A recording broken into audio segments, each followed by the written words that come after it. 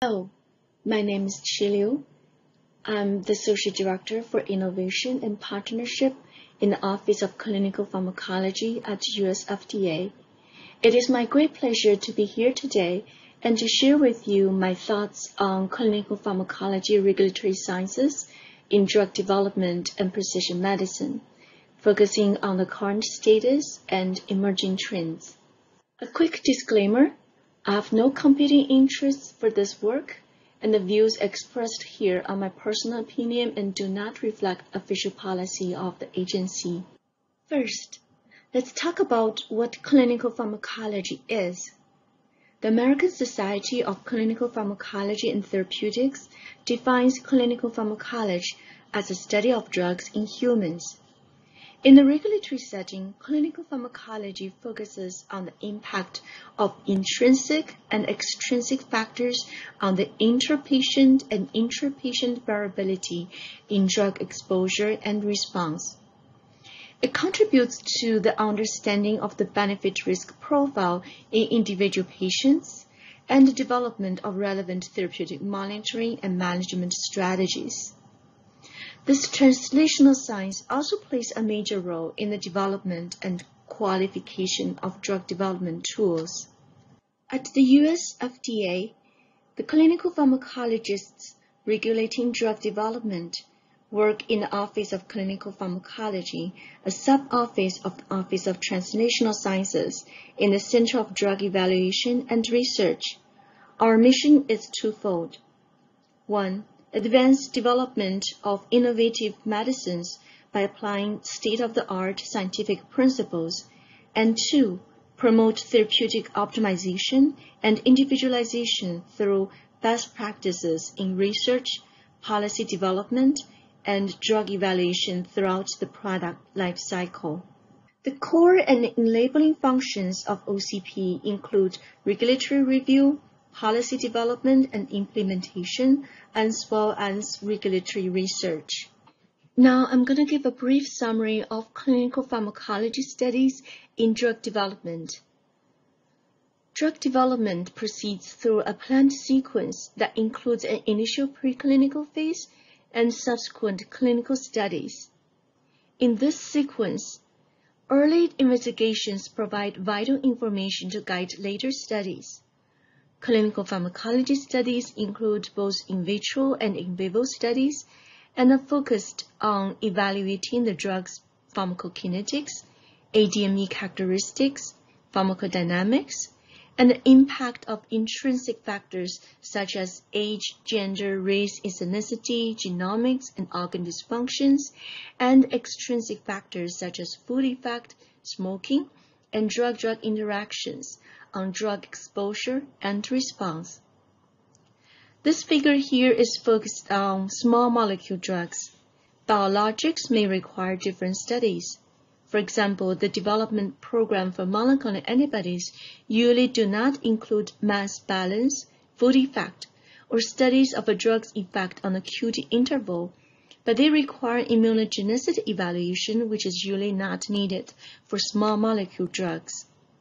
Starting with the pre-IND meeting, clinical pharmacologists at FDA interact with the drug developers throughout the development process, including recommendations on what clinical pharmacology questions needs to be addressed for each investigational drugs and when and how to conduct the required studies.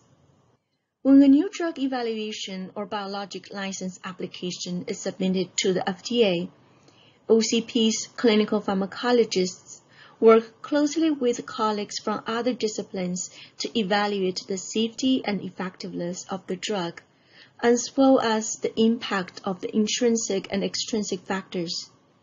In particular, we will address important issues of dose selection and optimization, both in the overall population and in different subpopulations, for example, pediatric patients, older adults, patients with hepatic or renal impairment, patients taking co-medications, or patients with certain genetic mutations. If the drug is approved, the important clinical pharmacology information must be captured in a product labeling, especially factors that influence PK, PD, effectiveness, or safety, which may require dose adjustment or certain safety monitoring. In my talk today, I have 4 take-home messages, and here's the first one. Clinical pharmacology is a critical component in drug development and precision medicine. It focuses on the impact of intrinsic and extrinsic factors on inter- and inter-subject variability in drug exposure and response. And it can contribute to the understanding of the benefit-risk profile in individuals and the development of appropriate dosing, therapeutic monitoring, and management strategies. Next, I'm going to talk about some emerging trends in clinical pharmacology regulatory sciences. I will focus on 3 topics. The first one is FDA's Model-Informed Drug Development, or MIDD pilot program. The second topic is the use of real-world data to derive real-world evidence to address clinical pharmacology questions. The third topic is about leveraging advances in science into tools for drug development and evaluation. Before talking about FDA's MIDD program, I would like to discuss what MIDD is. Here's the FDA's definition of model-informed drug development. It is the application of exposure-based biological and/or statistical models derived from preclinical and clinical data sources to address drug development and/or regulatory issues. As you can see from the figure on the right, there are many different types of models that can be used for this purpose, including exposure response modeling, physiologically based PK modeling, PAR-PK modeling, quantitative system pharmacology modeling, etc. MIDD has been an evolving concept. This concept can be traced back to about 100 years ago when Widmark described drug elimination and distribution with mathematical equations, which became the foundation of pharmacokinetics. In the 1970s, the late UCSF Professor Louis Scheiner applied nonlinear mixed effect modeling to understand pharmacokinetics and variability, which was a pioneering work for population PK analysis. In the 1990s, the concept of know and confirm paradigm in drug development was proposed. From then on, with a joint effort from academia, industry, and regulatory agencies, MIDD concept and application are fast growing. Different terms, such as model-aided drug development and model-based drug development, has been historically used to refer to such approaches. The 6th iteration of the Prescription Drug User Fee Act, commonly known as PDUFA 6, highlighted the goal of advancing model-informed drug development, and FDA is conducting an MIDD pilot program from 2018 to 2022. Under PDUFA 6, FDA agreed to enhance regulatory science and promote innovative tools. As one of the commitments, FDA launched the MIDD paired meeting pilot program in addition to establishing MIDD-related review SOP, updating guidance, and hosting public workshops. The MIDD paired meeting pilot program is intended to promote early interaction between drug developers and FDA on key issues. FDA accepts MIDD paired meeting requests on a continuous basis and grants 2 to 4 submissions on a quarterly basis. Even though sometimes a request is rejected, the sponsor may still discuss the relevant MIDD approaches through regular IND meetings. If the meeting request is accepted, the sponsor will be granted 2 MIDD paired meetings within 120 days. Typically, the FDA review team for an MIDD meeting will include reviewers from clinical, statistics, clinical pharmacology, and pharmacometrics divisions. The paired meetings provide an opportunity for drug developers and FDA to discuss the application of MIDD approaches to the development and regulatory evaluation of medical products in development. Broadly speaking, the regulatory application of MIDD can be classified into 4 categories: dose optimization, supportive evidence for efficacy, clinical trial design, and informing policy.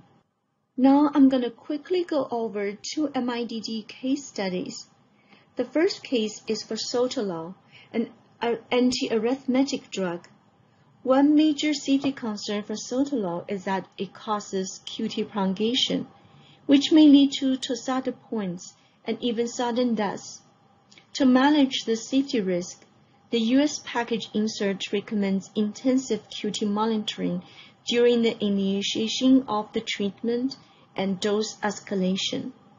A 3-day in-hospital monitoring is recommended to ensure that PK steady state is achieved following oral drug administration prior to patient discharge. The sponsor for Sotalol IV injection submitted a request for the MIDD paired meeting pilot program. Their intent was to give a loading dose of Sotalol through IV infusion. In this way, the steady-state concentration can be achieved very quickly. In addition, this loading dose can serve as a stress test. The in-hospital EKG monitoring is needed only for 1 day rather than 3 days. Medical resources can be saved for patients with more critical conditions. The MIDD paired meeting pilot program supported a granular discussion on modeling and simulation strategies to derive dosing regimen under different scenarios. Additional in-depth review were conducted on the population PK modeling and concentration QT monitoring after the NDA package was submitted to the FDA. The submission was approved, and the new dosing regimen were added to the existing product label without additional clinical trials. Based on modeling simulation, the final recommended dosing regimen is a 1-hour IV infusion followed by intended oral dosing. This figure was taken from the Sotalol IV infusion label. It shows the simulated PK profile in a typical patient for an intravenous loading dose followed by subsequent oral doses. The simulated PK profile shows that by the end of the infusion, the drug concentration is in the neighborhood of the Cmax at steady state following oral administration. Intensive EKG monitoring is recommended at various time points during and post-infusion, especially around the time of maximum concentration with oral dosing. Criteria on QT interval change were established to inform the decision on either drug discontinuation or dose reduction. The final recommended dosing regimens are listed in this table. As you can see from this table, the intravenous loading dose depends on the target oral dose and the patient's renal function. And the dosing interval for oral administration of Sotalol and the minimum delay between the end of infusion and the first oral dose also depend on renal function. All the dosing regimens were determined based on a combination of a population PK model and a concentration QT model. The second MIDD example is for Ramucirumab. Ramucirumab is a human VEGFR2 antagonist indicated for the treatment of various cancers. The originally approved dosing is 8 to 10 mg per kilogram, given as IV infusion over the time course of 1 hour. The sponsor intended to reduce the infusion time from 1 hour to 30 minutes for patient convenience and better usage of the resources in hospitals and infusion centers. During the IND stage, under the MIDD pilot program, FDA and the sponsor aligned the objectives, discussed the modeling approaches, identified the datasets and validation methods, and set up a path to discuss other potential safety issues. After the supplement BLA submission, the FDA scientists worked with the industry scientists on modeling issues and safety evaluation. Based on extensive review, the new dosing regimen was approved and added to the drug label as supported by the modeling and simulation results. So here's the take-home message number 2. MIDD can improve both efficiency and quality of drug development and precision medicine. Using in silico models to replace, supplement, or guide clinical studies can save both cost and time in drug development and can improve patient care by optimizing the dosing and monitoring based on individual patient characteristics.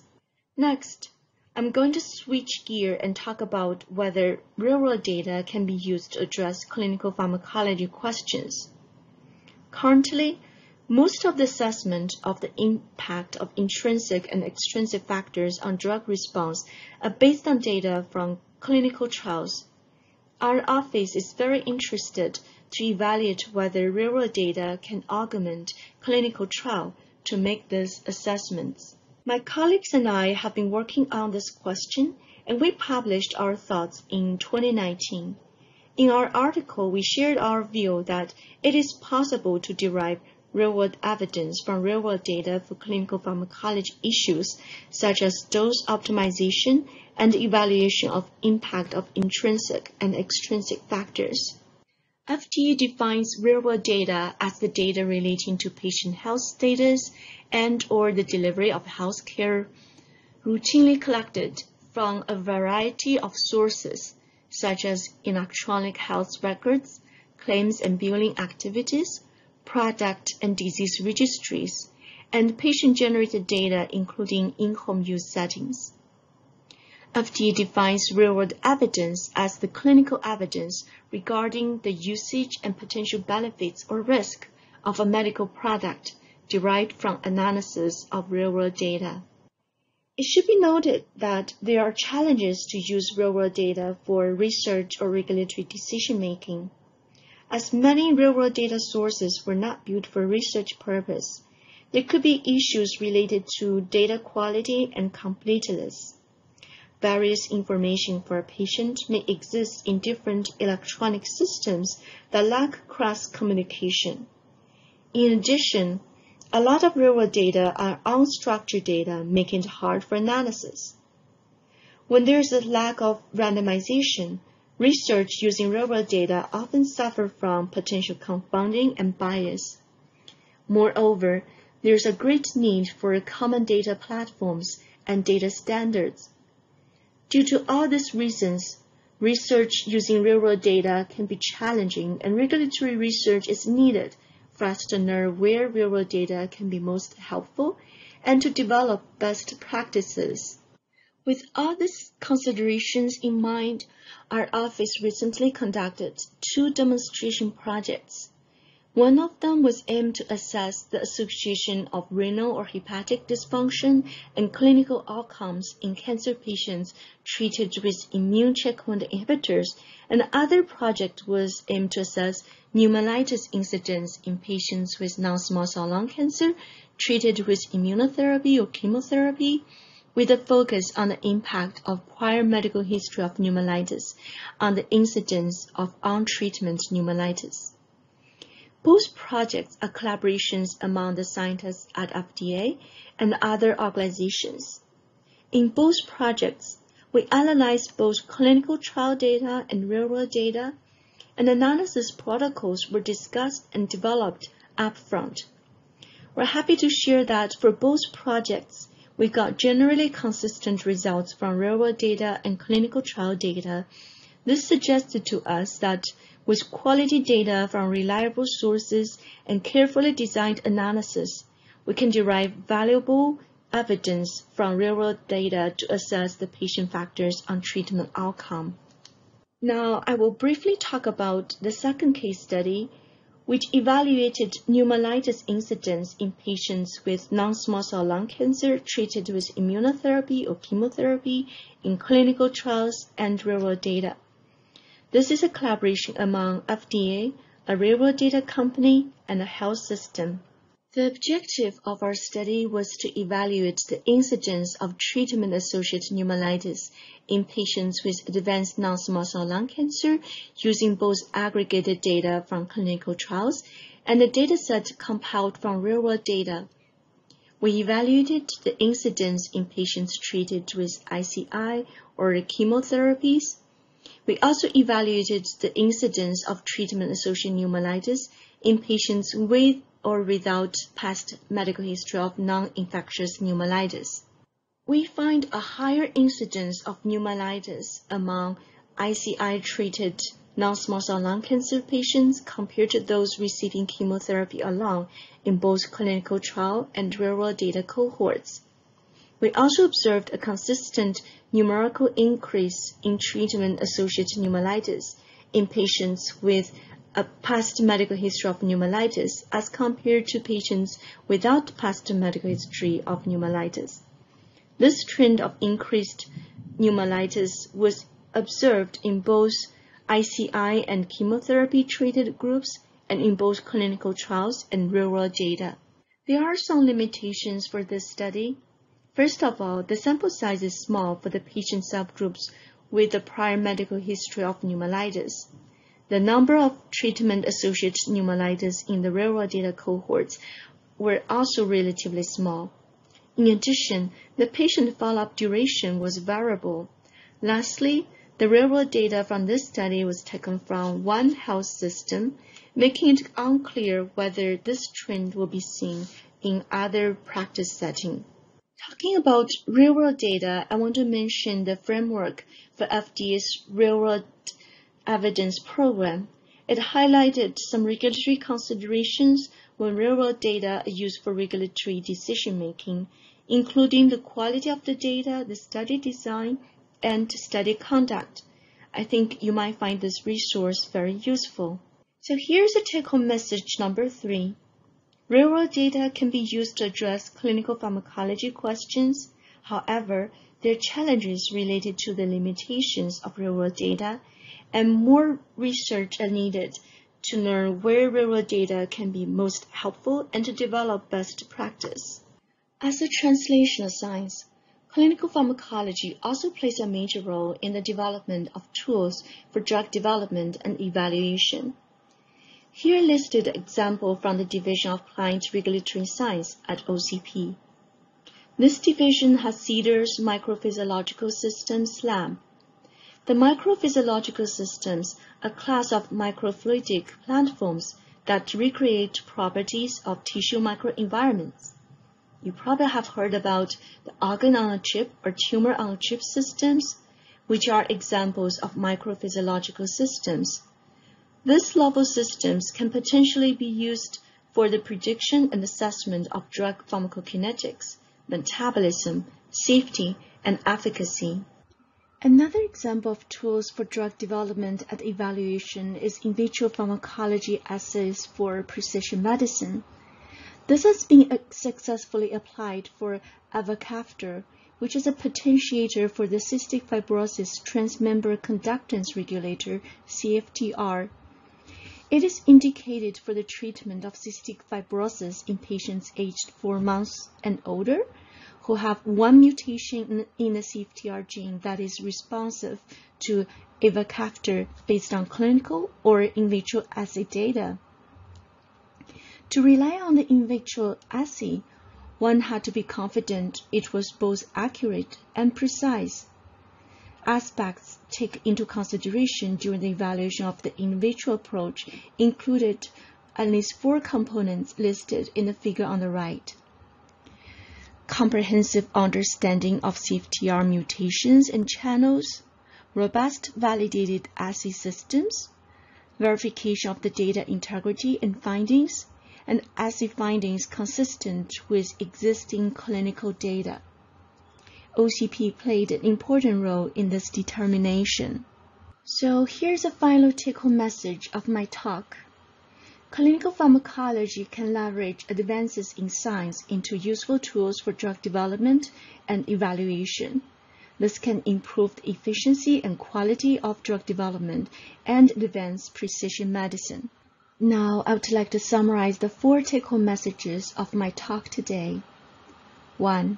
Clinical pharmacology is a critical component in drug development and precision medicine. 2. MIDD can improve both efficiency and quality of drug development and precision medicine. 3. Real-world data can be used to derive real-world evidence to address clinical pharmacology questions. And 4. Clinical pharmacology can leverage advances in science into useful tools for drug development and evaluation. In conclusion, continued advances in clinical pharmacology can be the basis for more rational and efficient drug development and improved access to more precise treatment that are tailored to the patients to achieve better efficacy and safety. FDA is strongly committed to working with all stakeholders to further the ever-expanding discipline of clinical pharmacology in order to promote public health. Last but not least, I would like to thank my colleagues who have contributed to this presentation or the listed projects, and thank you for your attention.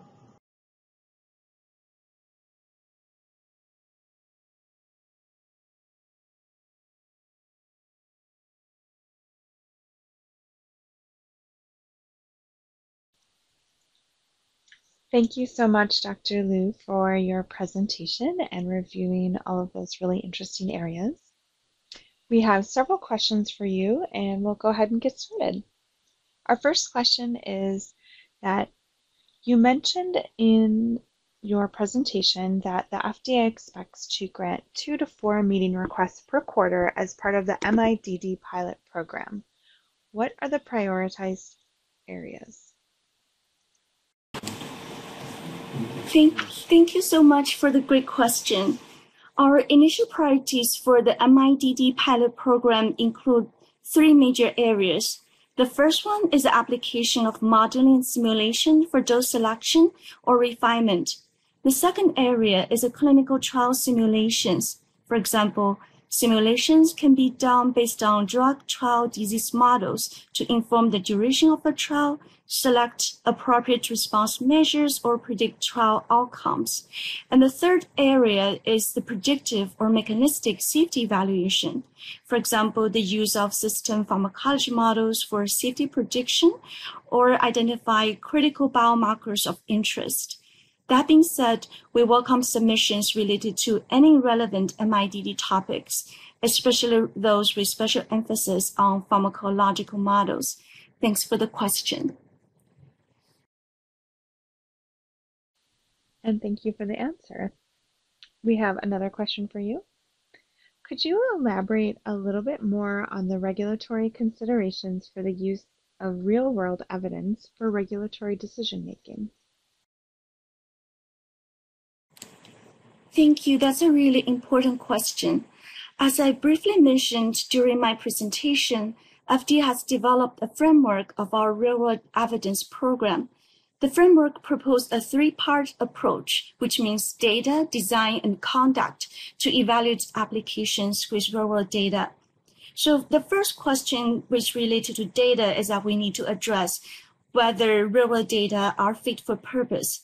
It's really critical to assess the data reliability and relevance when real-world data is used for regulatory decisions.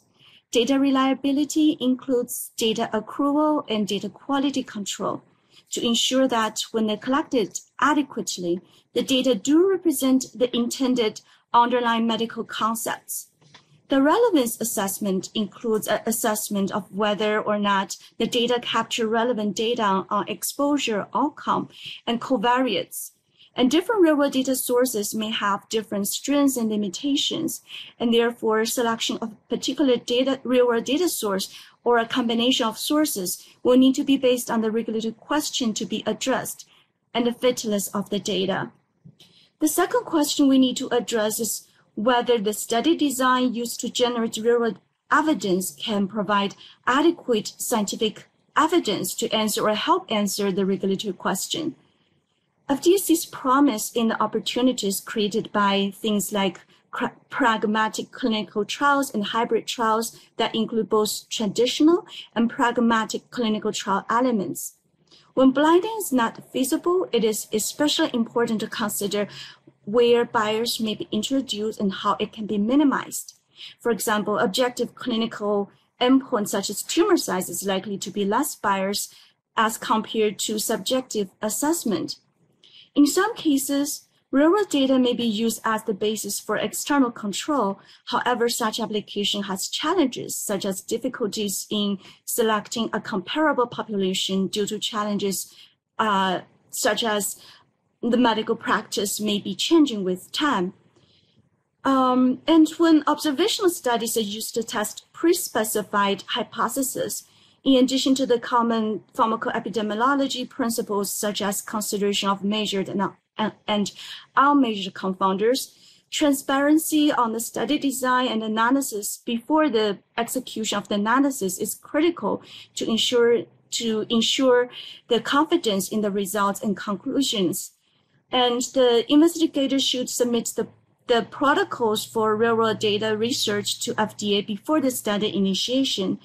And during the review of a submission with real-world data, lack of a prior study protocol could be identified as a limitation, and the analysis will be considered post hoc. And also, in addition, the investigators can also voluntarily register their observational studies on clinicaltrials.gov. And the last question we need to address is whether the study conduct meets the FDA regulatory requirements. And FDA will examine how the regulatory requirements are applied to data from pragmatic trials and observational studies when they are intended to generate real-world evidence for regulatory decision-making. This may include things like informed consent, system access, record keeping and record retention, and FDA inspection. And I hope this addressed your question. Thanks. Great, thank you for explaining that, Dr. Liu. We have another question for you. Do you have any examples where real-world data has been used to address a regulatory question for clinical pharmacology? Thank you. That's a great question. Actually, in April this year, there's a very interesting case. FDA approved a new dosage regimen for Cetuximab for patients with KRAS wild-type EGFR expressing colorectal cancer or squamous cell carcinoma of head and neck. This approval provides a biweekly dosing regimen option in addition to the previously approved once-weekly dosing regimen for the approved indications. The approval was based on population PK modeling analysis, which is part of the MIDD approach we talked about. And this pop PK approach compared the predicted exposure of the novel dosing regimen with the previously approved dosing regimen. The application was also supported by pooled analysis of overall response rate, progression-free survival, and overall survival from published literatures, and also overall survival analysis using real-world data in patients with metastatic colorectal cancer who received either the newer regimen or the older dosing regimen of Cetuximab. And in this exploratory analysis, the observed efficacy results were consistent across dosing regimens and supported the results of the population PK modeling analysis. And I think this is a really interesting example. Thank you for the question. Great, thank you so much for your answer. And we have, I think, one time for one last question. And what that question is is there any eligibility criteria to participate in the MIDD pilot program? Thank you.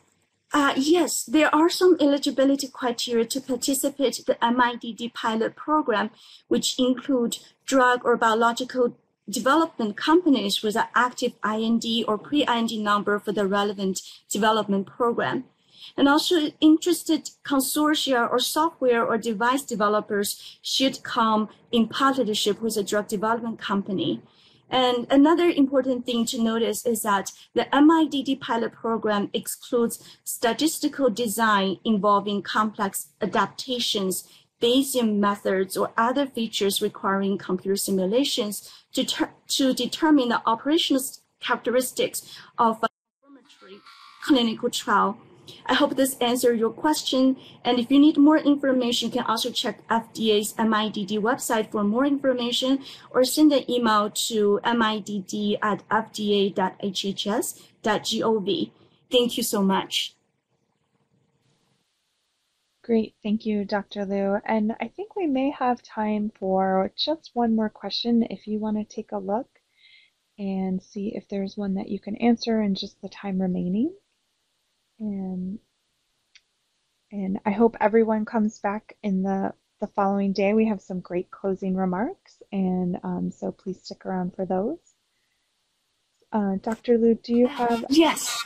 Yeah, I saw there's a question that is very relevant to clinical pharmacology that is asking how important will pharmacogenomics be in a precision medicine, especially when related to oncology products. And that's a really very important question for our office, because most of our decisions, most of the things we're looking at are like things like pharmacokinetics, pharmacodynamics, and pharmacogenomics. And pharmacogenomics is really important to explain a lot of intersubject variabilities in both pharmacokinetics and pharmacodynamics. And especially in the field of oncology products, I think the pharmacodynamic difference might be even more important than the PK difference. But we have a lot of examples in both areas, like pharmacogenomics impact PK or impact pharmacodynamics, and a lot of the oncology approvals, especially in recent years for the target therapies, are actually based on genomic subtypes. I hope this answered the question.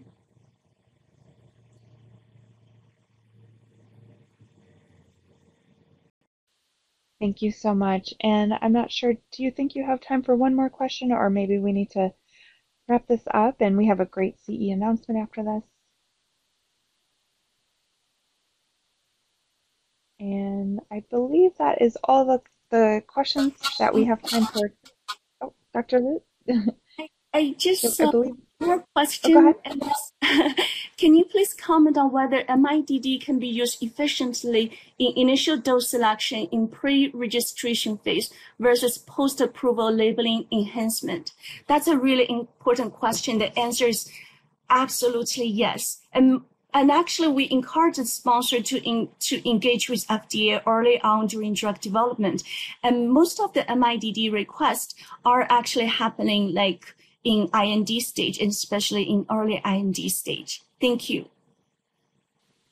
Thank you so much, Dr. Liu, and thank you to everyone who submitted a question. Thank you for staying a little past to take a couple more. We really like to offer that Q&A for our audience, so there'll be more